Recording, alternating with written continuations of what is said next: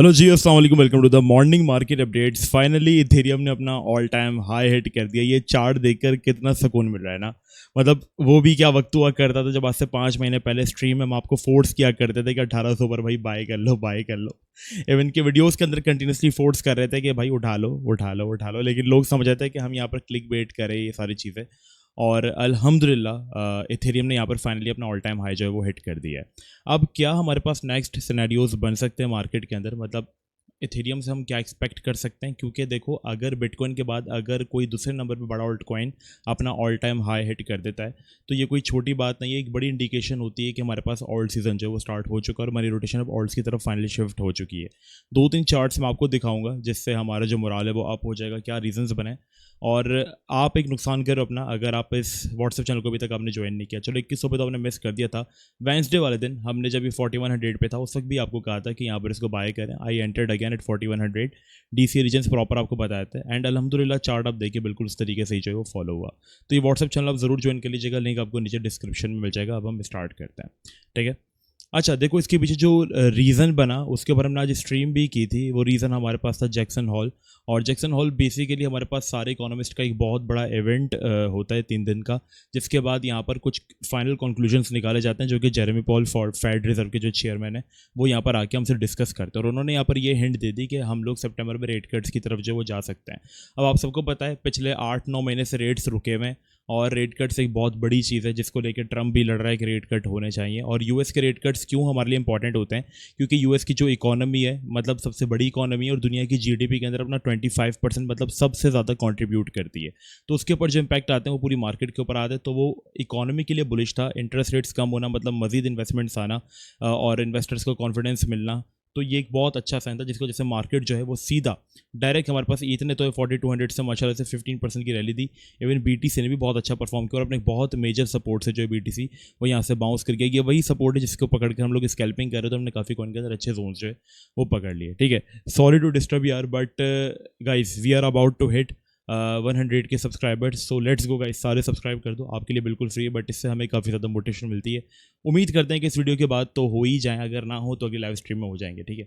अच्छा, एक तो अगर आपने सब कुछ मिस कर दिया तो आपके लिए यहाँ पर क्या बचा है वो मैं आपको बताता हूँ, ठीक है। फिलहाल हम लोग देखते हैं कि यहाँ पर ईद का आउट परफॉर्म करना भी मार्केट के लिए कैसा है, ठीक है। आज से 4 साल पहले मैंने आपको क्लिक बेट तो नहीं किया, मैंने आपको वीडियो में भी दिखाया है, मतलब जो थंबनेल में जब हमने डिस्क्रिप्शन थंबनेल में जब हमने पिक्चर लगाई है, ठीक है, उसमें हमने आपको बताया कि ये जो जोन था लास्ट टाइम ईथ ने अपना ऑल टाइम हाई हिट किया था फरवरी 2018 में, मतलब 2017 में किया था, लेकिन फरवरी हमारे पास मतलब 2018 लग चुका था, ठीक है। तो यहाँ पर ठीक 4 साल बाद इसने अपने ऑल टाइम हाई को प्रीवियस ब्रेक किया। इसके बाद ऐसा नहीं है कि ईथ पंप कर रहा था, ईथ ने 1400 से हमारे पास रिजेक्शन लेके कितना डम कर गया था, $84 तक, मतलब 94% क्रैश कर गया था। बिल्कुल इसी तरीके से जैसे यहाँ पर ईथ अपना ऑल टाइम हाई हिट करने के बाद 4 साल बाद जो है वो इस तरीके से क्रैश कर गया था। लेकिन जब इसने ब्रेकआउट किया, हमारे पास अभी की अगर हम बात करें तो इन्वेस्टर्स की या इन्वेस्टर्स से हटकर अगर मार्केट मेकर्स की, बड़ी बड़ी इंस्टीट्यूशंस की जैसे ब्लैक रॉक की या डोनाल्ड ट्रंप की क्या स्ट्रेटजी है, वो अपना पैसा कहाँ शिफ्ट कर रहे हैं? बीटीसी तो बहुत ज़्यादा महंगा हो चुका है तो वो सब अपना पैसा डाल रहे हैं इथेरियम के अंदर। तो फाइनली ठीक 4 साल बाद के गैप के बाद, जैसे लास्ट टाइम इथेरियम ने ब्रेकआउट करके अपना ऑल टाइम हाइट करने के बाद एक पैराबॉलिक रैली दी थी जिसमें इथेरियम की प्राइस डबल से भी ज़्यादा हो गई थी। अगर हम डबल से ज़्यादा नहीं, और इस बार हम इसी सिनेरियो को देखकर चलें कि 4 साल बाद हमने अपना ऑल टाइम हाई बिल्कुल इस तरीके से हिट किया, क्योंकि बीटी से भी तो मार्केट साइकिल वर्क करता है ना। कैसे, मैं दिखाता हूँ। जैसे यहाँ पर हमने अपना ऑल टाइम हाई ब्रेक किया and then it went to like parabolic, ठीक है। फिर यहाँ पर ठीक 4 साल बाद हमने बीटीसी के अंदर अपना ऑल टाइम हाई जो है वो हिट किया, ठीक है, मतलब इसको ब्रेकआउट किया and BTC went directly to parabolic, ठीक है। तो ये एक हमारे पास सिनेरियो अगर बीटीसी के अंदर फॉलो होता है, बीटीसी का मैं आपको एक प्रॉपर चार्ट दिखाता हूँ, अगर वो बीटीसी के अंदर फॉलो होता हुआ आ रहा है, ठीक है, लाइक अगर आप बहुत प्रीवियसली चले जाए, बहुत पीछे चले जाएं तो आपको ये चीज़ दिखेगी, ठीक है। अगर ये बीटीसी के अंदर चार्ट फॉलो होता हुआ आ रहा है, मतलब अपना ऑल टाइम हाई ब्रेक करके bounce, all time high break करके parabolic, all time high break करके parabolic, all time high break करके पैराबॉलिक, तो क्यों ये इथेरियम के अंदर पॉसिबल नहीं? इथेरियम तो हमारे पास अब मजीद इसको ऐड किया जा रहा है, विन के इसकी स्टेकिंग के ETF जो वो फाइल किए जा रहे हैं। तो हम ईद से मजीद यहाँ पर क्या एक्सपेक्ट कर सकते हैं? देखो, ईद ने अगर ब्रेकआउट किया है तो रियलिस्टिक टारगेट्स आप मानकर चलो कि हमारे पास बहुत ज़्यादा वेट करने के बाद मे बी पॉसिबल 8000 लग जाए, लेकिन मैं आपको एक रियलिस्टिक टारगेट देने के लिए बैठा हूँ। अगर लास्ट टाइम हम लोगों ने ईद से एक अच्छी रैली देखी थी 200% तक की, तो 200% तक के नहीं, तो अगर यहाँ पे हमारे पास अच्छे तरीके से प्ले होता है तो मार्केट 30 to 40% की एक रियलिस्टिक रैली दे सकती है। रीज़न ये है कि इस बार कॉइन्स की सैचुरेशन बहुत ज़्यादा हो चुकी है, ठीक है। 8,000 भी पॉसिबल है, लेकिन उसके लिए आपको फिर बहुत ज़्यादा पेशेंस रिक्वायर्ड होंगे कि आपको बस इसको होल्ड ही करना है सुकून से और करेक्शन के अंदर अपने दिल को थाम कर रखना है। लेकिन एक रियलिस्टिक टारगेट या रियलिस्टिक अप्रोच की तरफ हम चले, पॉसिबल है कि यहाँ पर हम 51-52 से जो है वो रिजेक्शन ले सकते हैं। लेकिन अगर आपने ईद को मिस किया है तो ये मत समझना कि आपने सब कुछ मिस कर दिया है। एक ऑल्ट कॉइन और ये करेक्शन लेता है। मैं अगेन बार बार कहूँगा, अगर हमें ईद की करेक्शन मिलती है दोबारा से, जैसे कि यहाँ पर अभी आपको 4100 पे मिला था, हमने आपसे कहा था आपने मिस कर दिया, दोबारा आपको 4100 पे मिलता है, आप बाई ज़रूर कीजिएगा, ठीक है, ईद को। अब हम लोग चलते हैं कि ईद का आउट परफॉर्म करना ऑल्ट कॉइन्स के लिए कैसा है। लास्ट टाइम हमने देखा था कि इथेरियम ने बीटीसी को आउट परफॉर्म किया था 2017 में, ठीक है, इस पॉइंट पे। तो जैसे ही ये ईद बीटीसी का चार्ट है, मतलब इथेरियम अगेंस्ट बीटीसी, तो जैसे ही इथेरियम बीटीसी को आउट परफॉर्म करता है, मतलब इसका ये होता है कि बिटकॉइन रुक जाता है और इथेरियम बाउंस करता है, ठीक है। तो यहाँ पर 2017 में जब ये बाउंस होता है तो हमने देखा था कि ऑल्ट सीजन आया तो उसमें बहुत लिमिटेड कॉइन्स होते थे, जैसे कि XRP होता था, ठीक है। पुराने कॉइन्स जो थे वो उस तरीके से हमारे पास जो थे वो बाउंस होते, ऑल्ट सीजन आया था उनके अंदर। फिर सेम यही सिनेरियो हमने देखा 2021 में, ठीक 4 साल बाद, जब हमारे पास इथेरियम ने बीटीसी को आउट परफॉर्म किया और इथेरियम ने बीटीसी को सिर्फ और सिर्फ ऑलमोस्ट 200% से आउट परफॉर्म किया। और हमने देखा कि 2021 की जो ऑल्ट रैली आई थी वो कितनी भयानक थी, मतलब सारे ऑल्ट कॉइन्स पंप हुए। और ठीक 4 साल बाद सेम उसी जगह से दोबारा हमारे पास जो है वो इथेरियम बीटीसी जो है वो बाउंस करे, मतलब इथेरियम बीटीसी को आउट परफॉर्म करना शुरू हो चुका है और एक्सपेक्टेड है कि ये मजीद हमारे पास जो है आउट परफॉर्म करेगा। क्योंकि अगर हम बीटीसी के बाद देखेंगे, मैं आपको पहले भी बता चुका हूँ, सबकी मार्केट मेकर्स की, इन्वेस्टर की सेकेंड प्रियोरिटी सिर्फ और सिर्फ इथेरियम ही है। गुड थिंग इज कि मार्केट कैप में बीटीसी डोमिनेंस बुरे तरीके से रिजेक्शन खा रही है। लास्ट टाइम एक तो ऑल्ट सीजन की निशानी ये है कि हमारे पास इथेरियम ने आउट परफॉर्म करना शुरू कर दिया, जो कि ईद बीटीसी के चार्ट में नजर आ रहा है, इथेरियम के पर्सनल चार्ट पे भी हमें नजर आ रहा है, ठीक है। क्योंकि लास्ट टाइम जब इथेरियम ने अपना ऑल टाइम हाई ब्रेक करके बाउंस किया था तभी हमने 2020-21 का ऑल्ट सीजन देखा था, तो अब भी हम यही सेम एक्सपेक्ट कर सकते हैं। दूसरी चीज़ हमारे पास बुलिश क्या है कि इसको हम कल मजीद और अच्छे से समझेंगे, लेकिन बीटीसी की डोमिनेंस जो कि 2021 में जब क्रैश हुई थी तो मनी रोटेशन हमारे पास ऑल्ट्स की तरफ आया था, सेम उसी रीजन से, उसी जोन से हमारे पास दोबारा ये क्रैश हो रही है। और अगर ये ब्रेक डाउन अपना कंफर्म कर देती है तो फिर आपके पास फ्री फॉल है बीटीसी डोमिनेंस का और हमारे पास मनी रोटेशन जो है वो ऑल्ट्स में होगी।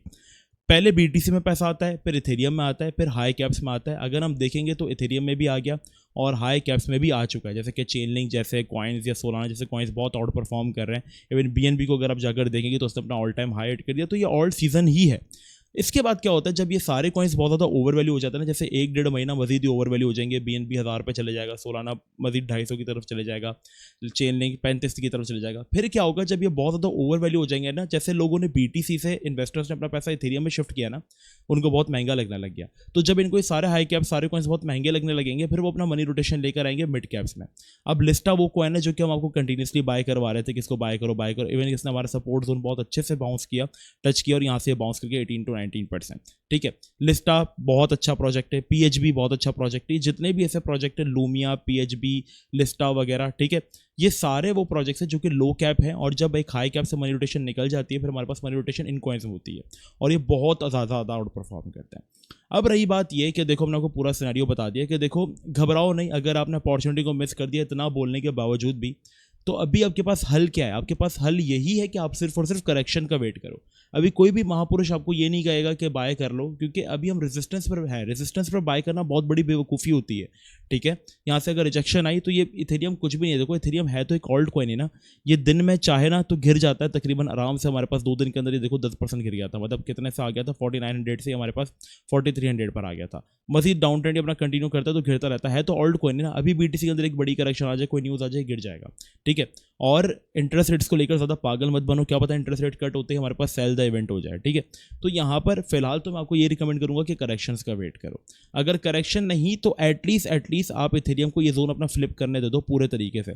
मतलब अभी भी ये अपने ऑल टाइम हाई को ब्रेक करने के बाद थोड़ा सा स्ट्रगल कर रहा है, ठीक है। जैसे आई वांट कि एटलीस्ट ये यहाँ पर हमने वीकली क्लोज जो है ना वो 4900 के अबव करे, फिर रिट्रेसमेंट पे हम प्लान करेंगे कि क्या यहाँ पर हम एंट्री बना सकते हैं या नहीं बना सकते, ठीक है। सेम सिनेरियो ऑल्ट कॉइन्स का भी है। तो एक करेक्शन का वेट करो, अगर वो करेक्शन आती है तो उस करेक्शन में चीज़ों को ऐड करना स्टार्ट करेंगे, ठीक है। अभी तो आपने देखो सब कुछ मिस कर दिया है। अगर आप मेरे सब्सक्राइबर हो, मुझे डेली बेसिस के ऊपर फॉलो करो, तो फिर मैंने तो आपको कुछ भी मिस नहीं करने दिया। इवन के इथेरियम अगर आपने 2100 पे भी मिस कर दिया था तो मैंने 4100 पे भी आपको उठवा लिया कि भाई यहाँ पर बाय कर लो, ठीक है। हमने आपको फोर्स किया कि यहाँ पर बाय कर लो। तो if you guys still missed it तो आप करेक्शन का ही वेट कर सकते हैं, वरना रीजन्स के फ्लिप होने का वेट कर सकते हैं। और अगर आप एक ऐसे ट्रेडर हैं जो कि डेली पैसा बनाना चाहते हैं और आपके पास कोई ऑप्शन नहीं है और आपने सब कुछ ही मिस कर दिया है, तो फिर आपके लिए रिकमेंडेशन ये है कि देखो, मैं अपने चैनल पे ना डेली लाइव होता हूँ, ठीक है, और लाइव आके मैं लाइव ट्रेडिंग करवाता हूँ। जैसे पिछले लाइव सेशन के अंदर हम लोगों ने प्लूम की ट्रेड दी थी, ठीक है, ये 84 पे था, हमने प्रॉपर इसको बाय करवाया लोगों को, और डेली बेसिस के ऊपर हम ऐसे प्रोजेक्ट्स दे रहे हैं, मतलब जो लोग हमारी डेली लाइफ के अंदर होते हैं उनको पता होगा कि हम लोग किस तरीके से लेकर चलना आप लोगों को। एंड प्लूम लिटरली परफॉर्म्ड हमारे पास। अगर हम जाकर इसका वनडे का चार्ट आपको ओपन करके दिखाएं, ठीक है, जहाँ पर हमने ये ट्रेड दी थी, मैं आपको बाइनेंस का चार्ट ओपन करके दिखाता हूँ, ठीक है, जहाँ से हमने आप लोगों को ये ट्रेड दी थी, वहाँ से यार इसका परपेचुअल कॉन्ट्रैक्ट क्यों बार बार खुल जाता है, रुको, तो वहीं से माशाल्लाह देखो को ट्रेड अभी तक लिखी हुई है, और यहाँ से हमने आपको बाय करवाया था and it went almost all TPs 10%। Same इस तरीके से कल रात को हमने जो है वो फार्म की ट्रेड दी थी, ठीक है, और फार्म ने भी हमारी टीपीज जो है वो हिट कर दी। तो हम डेली लाइव ट्रेड करवा रहे हैं। आप शाम को तकरीबन 5 बजे से लेकर 8 बजे के दरमियान आप हमें फॉलो कर सकते हैं, आप हमारे लाइव सेशंस को ज्वाइन कर सकते हैं, वहाँ पर भी हम पैसा बनवा रहे हैं, ठीक है। सो आई होप वीडियो आप लोगों के लिए हेल्पफुल रही होगी, चीज़ें आपको समझ में आई होंगी। कल हम लोग डोमिनेंस को ऑल्ट सीजन को लेकर थोड़ा डिटेल से एक्सप्लेन करेंगे।